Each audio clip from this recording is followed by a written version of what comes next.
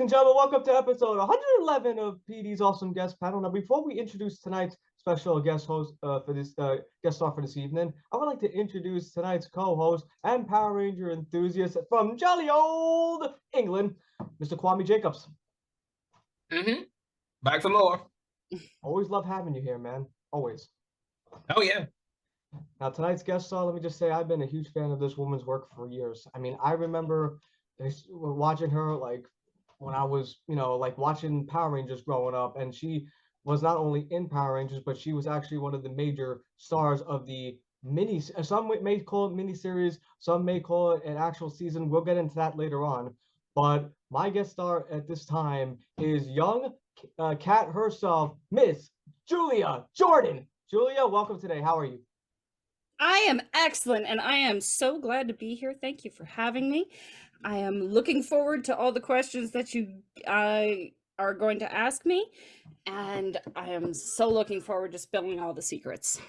Absolutely. And on here though, Miss Jordan, we try to have fun with our questions. We have some silly ones and we have some fun ones. And we're going to dive right into them right now. And one of the first questions is, and this could be a typical cliche question, and that is, how and when did you get your first start and or break into acting? Take us there. Okay, so when we moved, and by we I mean my parents and my brother moved to Los Angeles, my mom on the radio while driving around heard an open casting call for actors, actresses, models, all that type of stuff. And that's how like went up, said my name, "Hi, I'm Julia Jordan." And then it was just moving from there. I got my agent. I did a couple commercials, which were fun. One was Universal Studios, where I was an audience member looking up at Barney and Wilma and Fred all going down like a pterodactyl zip line for the live action Flintstones play. And then Canon Camera, which was only released in Japan. So I've never actually seen that commercial where I look very, very like weepy because I was crying from all the plants. And then I went for Power Rangers, and I was convinced that I would not get the part. I went, the second that I left there, I'm like, oh, there's no way I got this. Mainly because I remember there was a little blonde girl there who had the most gorgeous curly hair you have ever seen, like just beautiful little princess. I'm like, she's gonna get it. And then a couple weeks later, my dad was like, hey, Julia, guess what? You got Power Rangers. And I thought he was messing with me. I thought it was a prank. I'm like, no, there's no way. He's like, no, seriously, we need to go like sign contracts and stuff. And I'm like, and then, I did my first cameo thing where it was me walking down, getting clapped at by everybody in the classroom. And then we got picked up for the mini in-between season. So that essentially is it in a nutshell. Very cool. And you also mentioned too the live action Flintstone movie. I love that movie growing up. Like I remember watching that movie. That movie actually aired a year before the Mighty Morphin Power Rangers movie aired in '95. Because I think I could be wrong here, but I think the Flintstone movie was in theaters in '94, and then Power Rangers came out in '95. Yes, yeah, it's either 93, 94, or 94, 95. At this point, those years kind of blend together somewhat. Absolutely. I mean, and the three top movies they came out like in that kind of pattern though. You had the Flintstone movies, you had the Little Rascals, and then you had Mighty Morphin Power Rangers. Oh, the Little Rascals. Oh, that was yeah. Would you ever would you ever consider audition for the Little Rascals at that time? Oh, well, first off, since I was naturally blonde, there was no way that I could do Darla. Also, the fact that like all the Little Rascals are supposed to be little.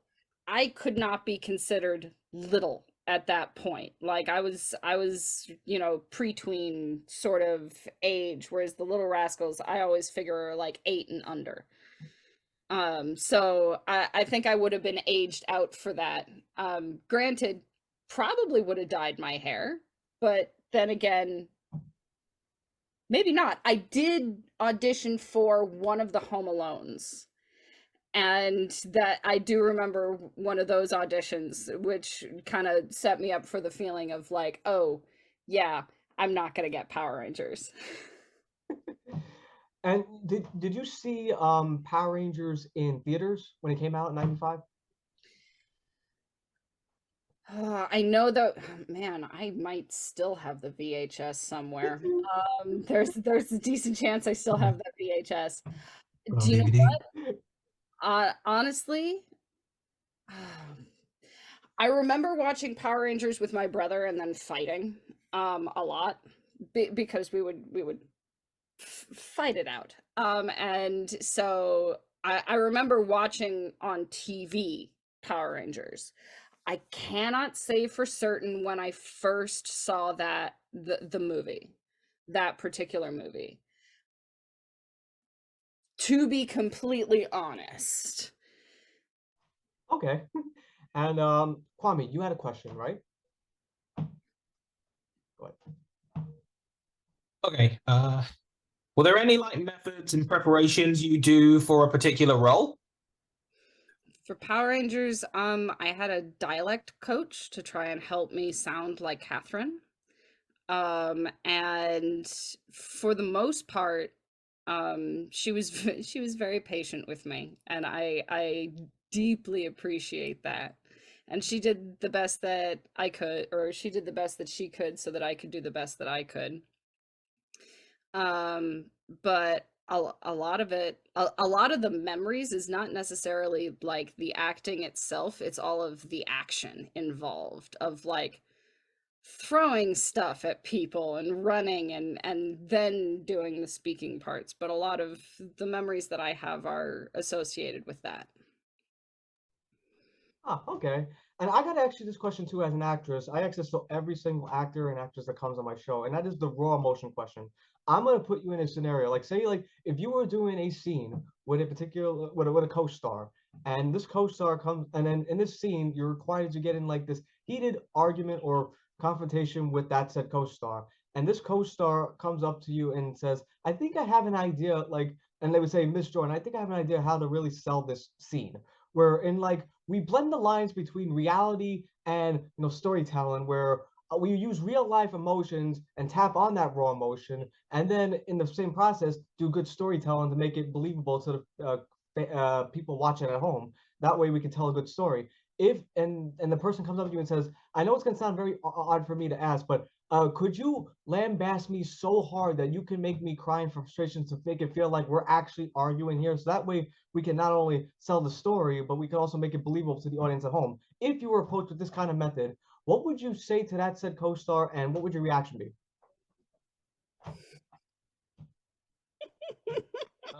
Those are a lot of words. I know. I'm sorry. That was a big question, bro. No, I'm sorry. I didn't mean to go that long. no. I like it because you're essentially asking, it's like, would I be willing to psychologically traumatize somebody? Because that's how you end up getting them, because it would depend on the actor. First off, consent is everything, so I would have to be like, are you really sure? But I mean, I can be incredibly annoying if I want to be, and I can be infuriating. I know that from personal experience because sometimes I infuriate myself. But for the most part, it's one of those things of as long as everything can be kept relatively professional and as long as nobody takes anything personal and I get to apologize after saying stuff and that apology is accepted, sure. But at the same time, it really depends on the type of emotion that's trying to be conveyed. Like if you're going for rage, then there are certain things that could be said or done. But if you're going for more of an idea of like frustration to the point where you want to cry, that's a different set of feelings, and it taps into a different set of emotions, and where it where it hits. Because rage, there's generally not tears. Generally. Sometimes, but generally, because you're just too mad. But if somebody isn't listening to you, if somebody isn't believing you, if somebody, is doing something that you are trying to convince them that you are either right or whatever, and nobody wants to listen, then that can have tears from frustration and just helplessness. So, yes, but at the same time, I can't tell you what I would say because it would depend on the actor and it would depend on the type of emotion. I base that question based on like soap operas. You see how like sometimes you see like that like when people get pissed off in like soap operas and you see like them like getting teary eyed or like getting teared up because they're upset about something. That's what I base the question on. Like something like a Oh, drama serious soap opera. I mean, you could always think about like something sad and then just you tap into the past experience that you have and use that emotion to kind of convey of like not necessarily thinking like, oh, when my cat died, that could, if you apply and tap into that memory, then that could apply to it. I see. And also, you talked more like about you talked earlier about like like on the set of Power Rangers. So I want to dive into more of that. I just want to get your memories of your first audition, like of Mighty Morphin Power Ranger slash Power slash Alien Rangers. The audition the audition was, I thought, a complete failure on my part, because I didn't think I was going to get it. I to be fair, I can't recall I can't recall if this memory is correct, but it was the "what are we gonna do now" line that I think was the one that I auditioned for, but I can't be for sure. Um, but I remember this little blonde girl with gorgeous curly hair, and I was for sure thinking that she was going to be the one that got it. And then, as I've said, I got the call. And nobody was more shocked than me. You not only got the part, but you also made history too. Really? Well, I mean, all Power Ranger fans like myself, Kwame, all around the world remember you. Like we remember every single Power Ranger star. I mean, once you're part of that series, you're part of history as a whole. Mm-hmm. And the love that I've gotten from everybody that I've met so far has been just incredible and overwhelming, but in such a positive way. Like I have nothing but the highest respect for the Power Rangers community. It's been fantastic. And I'm so new, like in comparison. Like I'm so clueless. And the fact that I have not once been like criticized or, like feeling unwelcome in any way, shape, or form, I've always felt very happy every time that I've gone and met with everybody. That's awesome. And Kwame, before you ask the next question, I just want to show you my dedication for Power Rangers. As you can clearly see, got my Power Ranger shirt on right here. I knew I was going to be interviewing a Power Ranger star, so I wanted to make sure I wore the right attire. Kwame, your next question. What what was it like working with the cast, like both the young version and the teen versions of the Rangers? What was it like working with them? Okay, so kiddos, or I guess my counterparts, because I was a kiddo as well, generally was very positive. There was an adjustment period because I was new. Everybody else had already met each other from the previous season when they were shrunk down, and there was Kimberly instead of Catherine. So I was the new kid. And so there was a period of adjustment and trying to figure out how I fit into everything. But Michael Gatto was the one that I shot the most with, and he and his family actually were just amazing.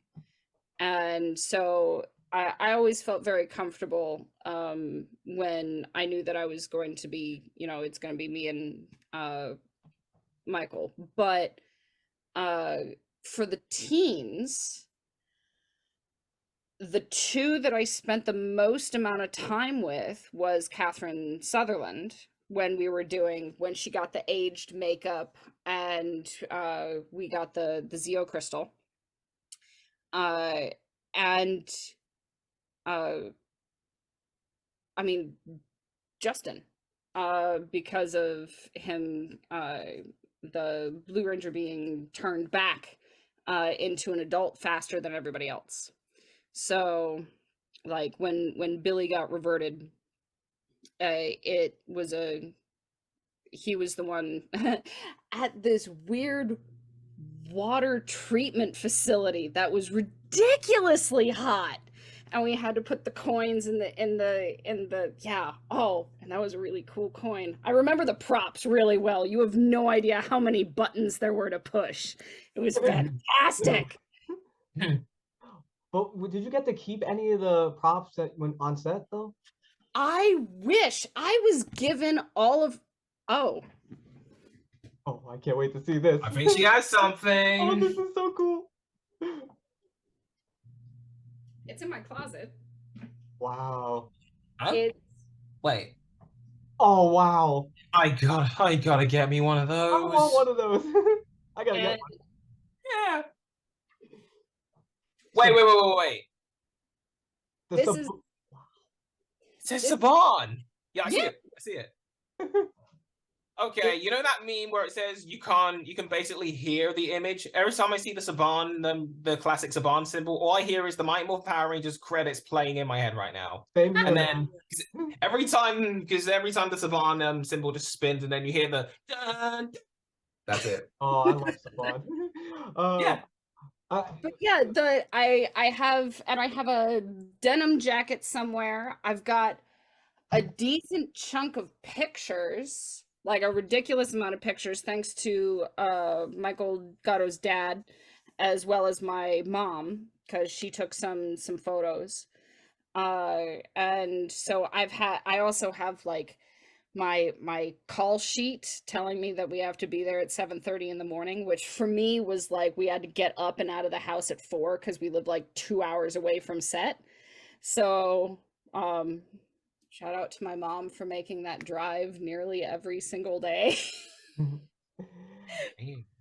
Of course, I gotta ask you too. Like, obviously, when you had the young Rangers, much like the adult ones, the teen ones, there were fighting scenes. And I was just curious to get your views. We got Michael's views on how like the fight scenes were rehearsed. I want to hear from your perspective, like on how fight scenes were rehearsed during this. Was it like punch, duck? Like, I'm just curious to know how it was rehearsed.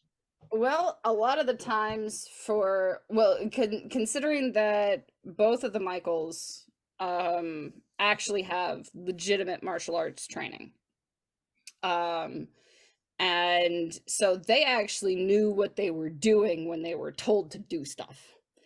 So whereas I'm just kind of like, okay. A lot of the times for my scenes, we would end up like throwing stuff, just be like, throw it here, don't throw it there. Ram this into here, because I'm pretty sure that there was the garbage cans, there was the shopping cart, and then but honestly, my favorite thing was the bus full of kids with popcorn and marshmallows pelting Rito over and over and over again. And it was so hot that day. And we're all in an old school bus. And so it's just, we're trying to both be professional for kids, but also we're just like, let's just do this. Let's get it done because it's hot. And Rito had that suit too, so I can't imagine and this was back before, you know, they would have like the coolant or, you know, fans and stuff. It was just that thick foam. So I can't imagine like Rito and Goldar, who I still have very fond memories of both of them. They were amazing people. And always very, you know, patient with me. So I've appreciated them when reminiscing about Power Rangers. Cool stuff. And I gotta ask you too, like, did you get to like, what was it like working with like the Alien Rangers? Though you had, of course, Alan Palmer, Raja, They were Jim amazing. Gray. They were so funny. They were so funny. Like, and it was very strange though, because the second that the camera started rolling, they acted like the Alien Rangers, and then when cut happened, they turned into themselves. So it was very, very strange of just being like, oh, you change at the drop of a hat. Okay. And just being like, oh, you're acting very weird. But no, they were fantastic. They were great. And I remember one of them had like a mini schnauzer, like a dog that he would bring to set, and I was cautiously obsessed with that dog because I'm like, it's not my dog. I should not steal this dog. I should not take over this dog. But man, did I want to steal and take that dog, because it was just so adorable. Aw. Kwame, your next question? Yeah. What was your favorite young cat line or scene that you did? There's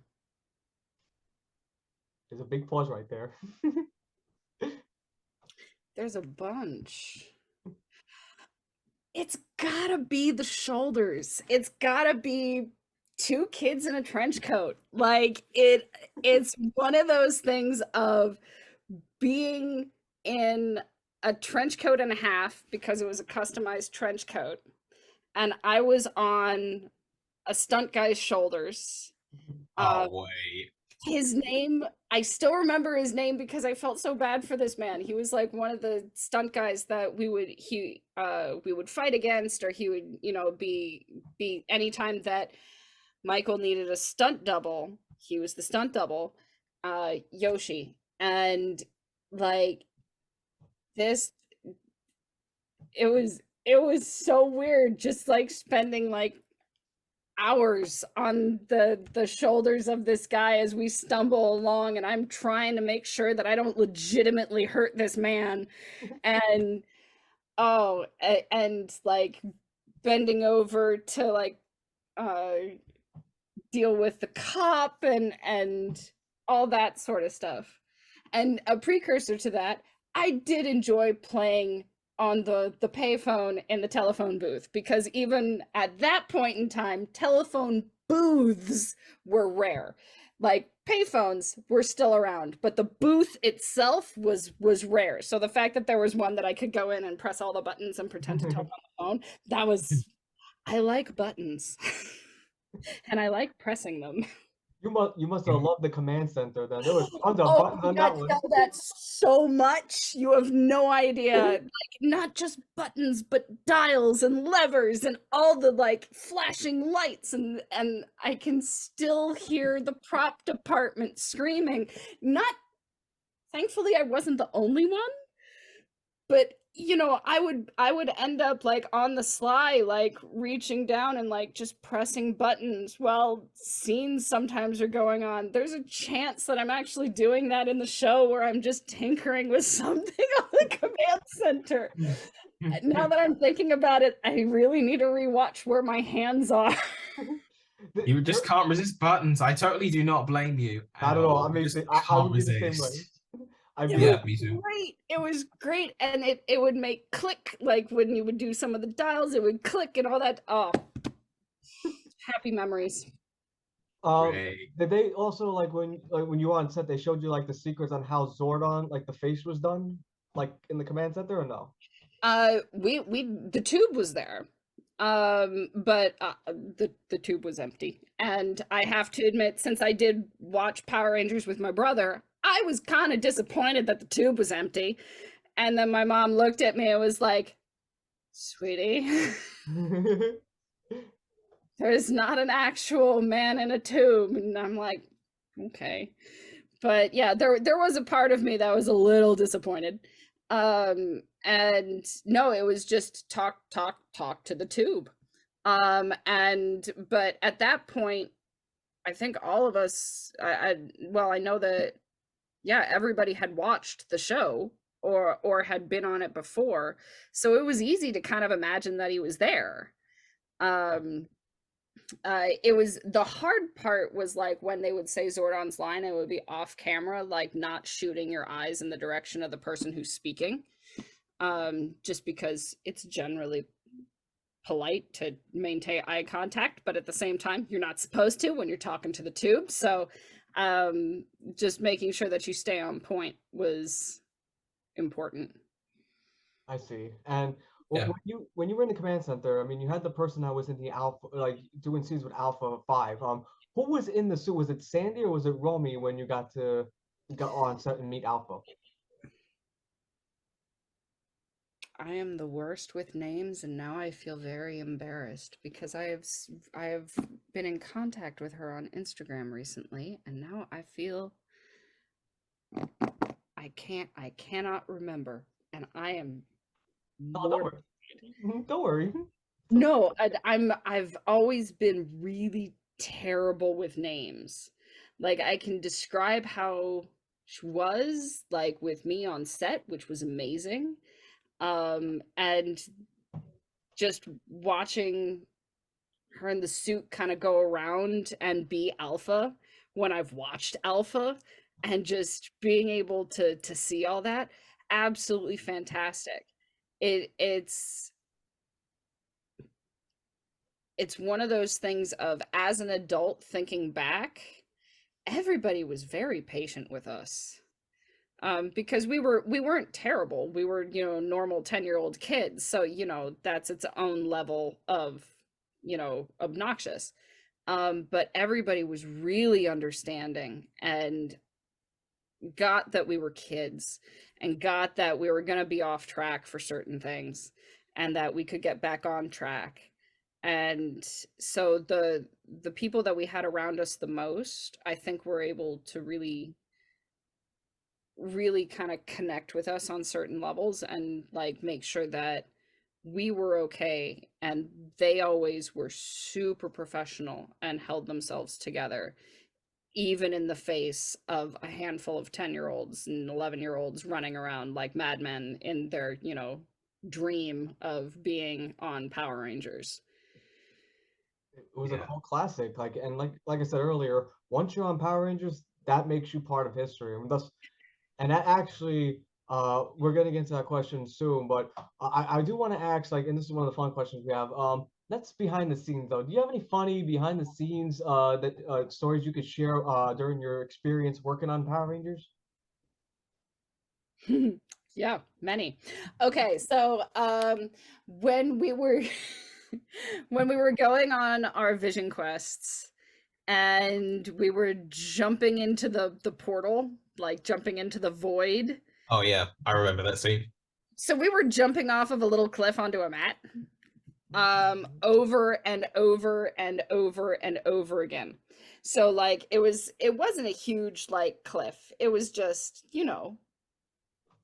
still like about as tall as I was, so maybe like 5 feet, and jumping onto this mat and then like running up over and waiting for your turn again to like, woo, jump onto the mat. It was very, very fun. And I remember about that shoot, they were really worried about the lighting, because it was getting close to the end of the day, and because we were 10 and 11, we had to be offset in like 15 minutes.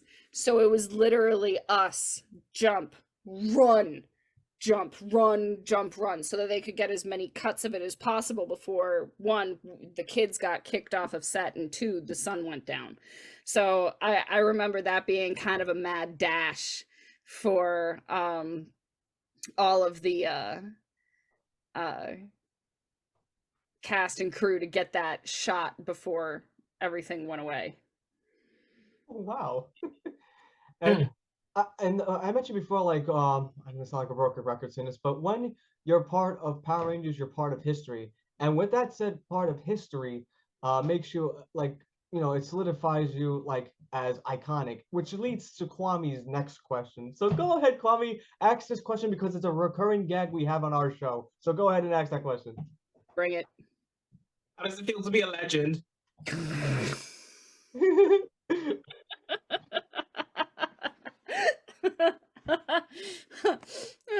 Seriously, how does it feel to be a legend? You are I a legend, mean, Miss Jordan. it's the fact that somebody is calling me a legend is pretty legendary. I'm not gonna lie. Like it does make me feel quite special, but also it does make me feel leave me with a feeling of like, wow, my life is very strange sometimes that I have people saying that I'm a legend.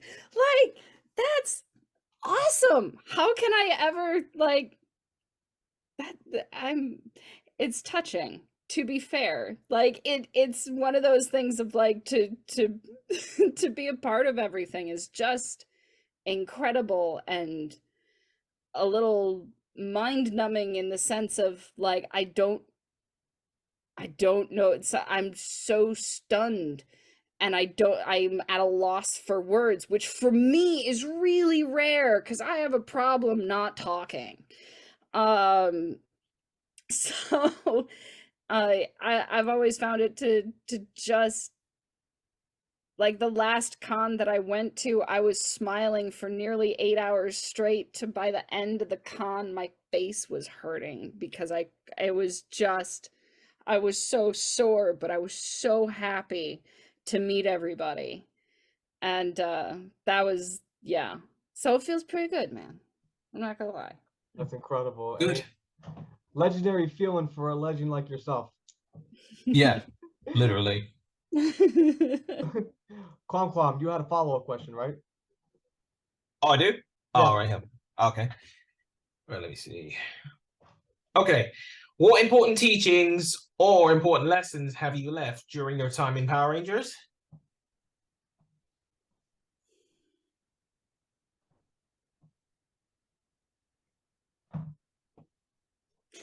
It's okay if you fail as long as you keep on trying.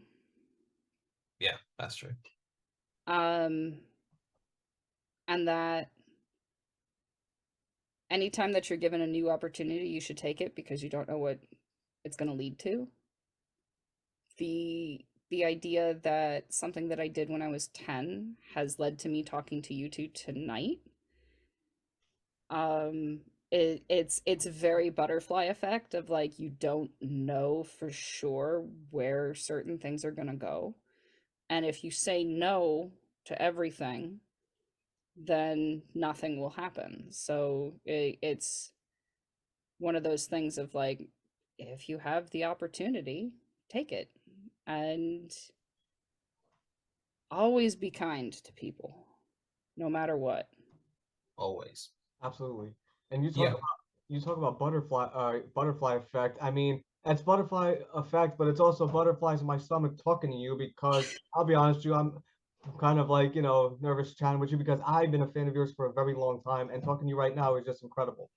Oh, well, thank you. I feel completely normal actually, because I mean, the more I talk to celebrities, the more I start to get used to it actually. But if it's big stars like you, it's a big opportunity. And also, if it's one of my childhood heroes, I would get that feeling as well. I wouldn't be able to contain myself. Yeah. I mean, even as an adult, press the buttons. Absolutely. And Yeah. the excitement I have is kind of, that's the child in me getting excited though, because I grew up watching you. So it was like, it's such a cool moment right now. Yeah. Even though I wasn't born in the 90s, I'm a 2000s boy, but I do love the original Power Rangers, even though I had to watch them in order completely. It took me a long time, but that's when I learned the full story of Power Rangers, and then I saw you. Um, Julia, I gotta ask you on this question too, because we asked this to Michael when we had him on the show, and of course Alan Palmer when we had him. I actually met Alan in person. He's a wonderful gentleman. Yeah, And that is, I do interviewed you? him. I was there. Yeah, of course you co-hosted that episode. Yeah, 'cause that was when I first showed in your. That's when I first appeared in your show. Yeah. My question to you, Ms. Jordan, is: do you consider, in your opinion, do you consider Alien Rangers as a miniseries or a season on its own? Ooh. Which Ooh. This still, feels. like, I always think it's an add-on series because it still continues the It series. had its own theme song, though. Technically, like, if you get a reworking of the theme song, doesn't that mean that something has changed? Yeah. Yeah. Like, yeah, no, I think it's, the duration does not necessarily mean, like, whether it qualifies for a season or not. Like, if it's standalone, which I think it is, then because there's a specific problem and there's a specific, like, solution for the problem and the problem is resolved, we have, clear plot line, chart. And then they get to go home. And the theme song changed. So therefore, season. I agree. Yeah. I agree because, it's not like it was just one episode of Alien Rangers. There was like at least 10 or 12 episodes of that. Yeah, it was Yeah. 10. It was 10. It was 10, right? Yeah, it was Okay. 10. Because because also I appeared in the credits. Like, I actually got a Yeah. name plate and everything. So once that happens and there's a shift in the opening header, then that's definitely, yeah, that's a change of season. Totally agree. Yeah. I had a question too, like in regards to your season. It's like, how do you feel about, like, and what do you think about the impact that Mighty Morphin Alien Rangers has caused on new generation of fans after 30 years after its initial release? I hope that it helps transition everybody from Mighty Morphin to Zeo.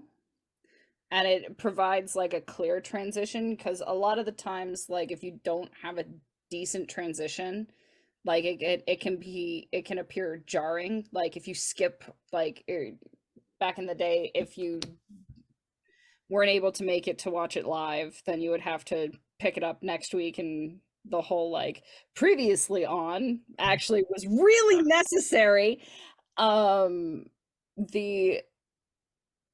If they do a serious transition over one episode and you have people lose that episode, then it can be very jarring and confusing, and then it can dissuade people from actually continuing, like, watching, because it's like, well, everything changed in that one thing and I'm not going to be able to figure out what everything happened unless, I buy it when it comes out. So having it be a slower transition of being like, uh-oh, we're kids, we've lost our powers, we need to summon the Rangers because of problems, and we need to find the Zeo crystals to get power back. Like, that's a smoother transition. And so I think that it allows the show to have, like, it's easier to follow along. So for, like, younger generations, like, instead of it makes it more binge worthy too. Like, you can just go and keep on going, be like, okay, so that's happened now and that's happened now, and it allows for people to just keep on watching and be interested. Well said. And Yeah, definitely. before I ask the next question, I just want to say that we mentioned that you're a Power Ranger legend, but you're also, not in addition to that, you're also a Fox Kids legend, because Power Rangers aired on Fox Kids. So thus, you're two types of legend, Miss Jordan. Oh, sorry. That's you're okay. That's a realization that I'm still coming to. I'm sorry. Like, there's still, like, a processing aspect of it, of just trying to be like, oh yeah, Fox Kids. Like, I used to watch The Tick and everything. Like, that Bless your heart. Yeah, I know. these I know shows? the tick. I know who he is. Like there was the the Tick, Bobby's World, Life with Louie. yeah, and I mean, granted, and then like the whole Nick aspect of it in the sense of like getting into Real's Monsters and Rocco's Modern Life and all that type of stuff. Like it's very nostalgia focused for me. But yeah, wow, I was on Fox Kids, wasn't I? Huh. I didn't think about that until just now. Also, like you know, like yeah, we asked Michael this question too, though, because I think they were filmed by the same Saban company. But did you ever appear on Beetleborgs or VR Trooper? No, no, no. After Power Rangers, essentially my mom had to go back to work, so this was long before digital, so nobody could drive me to auditions. So it was my career was very short-lived. And it wasn't like I meant to drop off the face of the planet. It's just I mean, you know, I don't do social media very, very well. And so besides for the fact that I just thought it was cool that I was a part of it and I didn't think anybody would care, and then people told me yes they do. So I'm trying to ingratiate myself to the people that apparently I've ditched for the last like nearly 30 years. I can honestly tell you, Miss Jordan, that I not only appreciate and respect what you've done on Power Rangers and a big long time fan of that, but I was that kid where my parents would take my sister and I to Blockbuster, rent out every VHS tape of Power Rangers and the video games back then when they were on Super Nintendo and Sega Genesis, Oh, oh, okay. Yeah, I know the games. including the movie game. Oh, really? Yeah, I still have I've my seen that copy of too. that. You still got it? Yeah, it's back in Brooklyn. But Right. I still have that game. Like, it's trying to beat Ivan Ooze. Oh, it was such a great game. Love that game. Did you beat him? It took me 5 or 10 tries, but I finally got him. Good, good. And he was a tough son of a bitch. I'll say that to beat. Yeah, Tough. of course he is. The next question I have for you, Miss Jordan, is whenever I'm not on a strict military, almost military like diet, I am an absolute foodie. And this is one of the fun questions I have for you. And I know Power Rangers is a big production company, so I was just curious to know what the catering scene was like on your set of on your series of Mighty Morphin Power Rangers, and what was your favorite meal in catering? Okay. So I was real bad back then, in the sense that I just raided the craft table for candy. I ate essentially nothing else. Like, yeah, I would eat lunch, but I would end up like eating a couple bites, to appease, you know, mom. And then I would go back and find the bucket o' candy and like just pick stuff, and then I would go back to my like dressing room or whatever and I would just go nut. It was unlimited candy. I did not eat very well that year at all. What was your favorite Jesus. candy? There were Reese's, but there were also like the little taffy. Laffy Uh, Taffy? no. Well, it might have been Laffy Taffy. No, I think it's like the ones that are related to Tootsie Rolls, but not exactly. Because they have a Oh, variety of flavors. I know what you talk about. It's like the size of a like it's the same physical built of a Tootsie, but it actually is a taffy inside it, right? Yes, yes. Yeah, and I did those I liked because they were easy to hide in wardrobe and not messy, so that, you know, wardrobe wouldn't be mad for getting chocolate on stuff and I could hide it because I knew that my mom was going to be watching, making sure that I am not eating solely candy, but I was very, very good at squirreling things away. So, yeah, I mean, don't get me wrong, I have very positive memories of lunch. Like, especially like when we were in wardrobe, we had to wear like a smock to like cover wardrobe in case like we dropped condiments or whatever on ourselves. So it was kind of like being in art class, just being like, nope, you're gonna wear this backwards shirt. And it's like, okay. And then I would eat something and then I would go back and eat candy, which didn't require a smock. So Bless your heart. Yeah. Because I would be the first one. Like, this is how much of a bad like how much I love to eat though. Like it would be so bad. Like if I was on a runaway, they would be like this. The search party would be like this. Listen, we have a lost person. I want a hard target search of every burger house, pizza house, cheesecake house, house of pickles, and be like, got him, house of pickles. Oh man. Did you like because you were on Power Rangers, like, and I based this on my own experience too, like, because I dressed up as the Red Mighty Morphin Power Rangers in '94. Like during Halloween, did you dress up as any like of your like Power Rangers? Like, did you dress up as Cat? I did before I got hired. I was the little pink ranger for Halloween one year, the year before, like for the first season of Mighty Morphin Power Rangers. But I was young Kim. And then afterwards,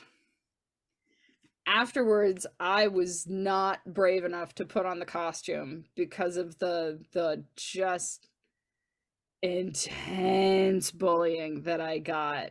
So the people that I would run across during like Halloween trick-or-treating, they already were making my life miserable enough. I couldn't add on top of that. So a lot of my costumes after that were either creepy or weird, because then, I was like, yeah, now I can be scary and weird and you still think of me like that. Like it so no, I was not brave enough as a kid to put it back on, I have to admit. But my girls do have Power Ranger PJs. They're like footy PJs. And so it's got the symbol right here across the chest, and belt and everything. And so yeah, there's when it comes to the costume, there's aspects that are I love thinking back to the Halloween before Power Rangers, because I did have a lot of fun. But afterwards it's like, nope, gotta be dark and creepy now. I can honestly say though, I sympathize with you on that bullying aspect because I was bullied in middle school, so I totally relate and sympathize with you on that. Me too. I can relate. So I've been bullied once or twice, but mostly I got discriminated for my color. Kids can be so cruel sometimes. They really, really can. Well, it wasn't during my younger days. It was kind of when I was in secondary. Well, it's like high school. Well, Well, middle school. I know what it's like to be bullied. Me It too. sucks. Especially in middle school, when I think that's the worst to be bullied in. I mean, Yeah, I could be I know, wrong. right? Yeah, bro. I found that middle schoolers are much more psychologically damaging and high schoolers are much more physically damaging. Like in the sense of, like, if somebody is going to randomly punch you in the face, there's a decent chance that it will be either somebody super young, or somebody who is old enough to know better but doesn't care. Yeah. Whereas the middle schoolers are starting to test those boundaries, so they just say the hurtful stuff that keeps you up at night, and sometimes you wake up going, oh, I remember that comment. Oh, I hate that person, even though I can't remember their name, but I still hear their voice sometimes. Like, it's one of those things of trying to make sure that terrible people don't live rent-free in my head anymore. Yeah. Bless you for that. We have a couple more questions before we wrap up, though. Kwame, do you have any final questions or comments for Miss Jordan? Yeah, I got one. And I also got one for both, for you too, Peter, and for both Julia as well. For me? Sure. Yeah, it's for the both of you anyway, but I'll say this one quickly. Okay. So, what's next for you, Julia? I go back to teaching very shortly. I'm getting my classroom set up. For me, we don't start for another week or so. So for me, it's getting back into teaching grammar and English and everything. And I am very much looking forward to it, but my room is still kind of a disaster at the moment. So I need to get it all decorated and looking pretty and make it look aesthetically pleasing. Is it online teaching? No, in person. Oh, okay.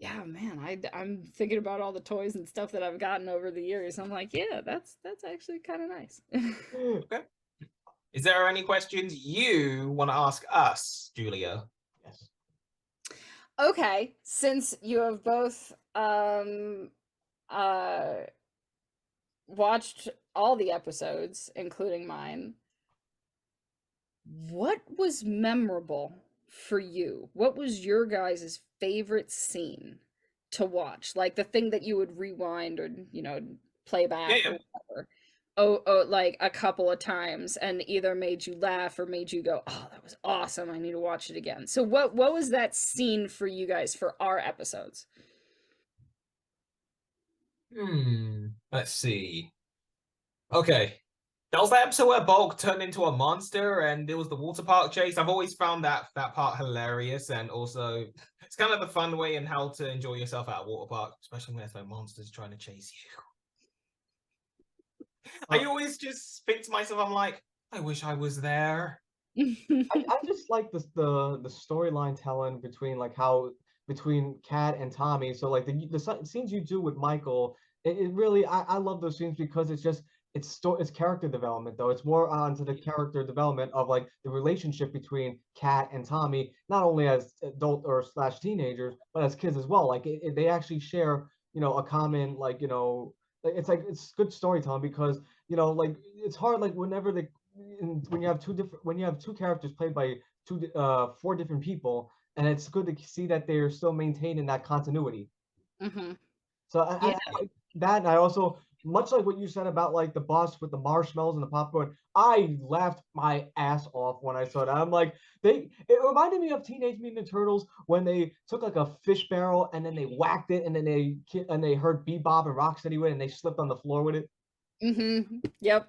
So when watching that scene again, it reminds me of the 1987 Teenage Mutant Ninja Turtles, like when they would use like something to their advantage. Like Donatello will use his bow staff to hit like a fish in a barrel.